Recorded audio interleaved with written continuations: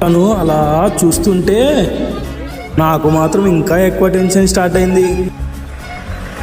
నేను బుక్లోకి చూస్తున్నా, కానీ నా మైండ్ మాత్రం ఇంకా తన గురించే ఆలోచిస్తుంది. అప్పుడే పక్కన ఫ్రెండ్ స్లోగా అన్నాడు, ఒరేయ్ ఆ అమ్మాయి నిన్ను చూస్తుందిరా. నేను మాత్రం లేదురా, నువ్వు ఓవర్గా అనుకుంటున్నావు అని కవర్ చేశా. కొంచెం ధైర్యం చేసి మళ్ళీ హెడ్ లిఫ్ట్ చేశా. అప్పుడే చూసా తను నిజంగానే నా సైడ్ చూస్తుంది. నాకు మాత్రం ఇంకా భయం ఎక్కువైంది.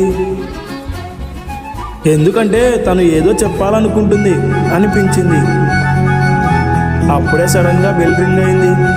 సౌండ్ వినగానే తను బెంచ్ నుంచి లేచింది.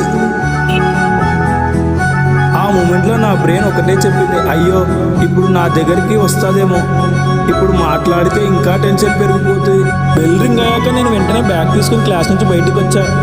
కానీ బయటికి వచ్చాక ఒకటే డౌట్ వచ్చింది, తను నిజంగానే నా దగ్గరికి వస్తుందా? ఆ డౌట్ నెక్స్ట్ ఎపిసోడ్లో అంటే సబ్స్క్రైబ్ కామెంట్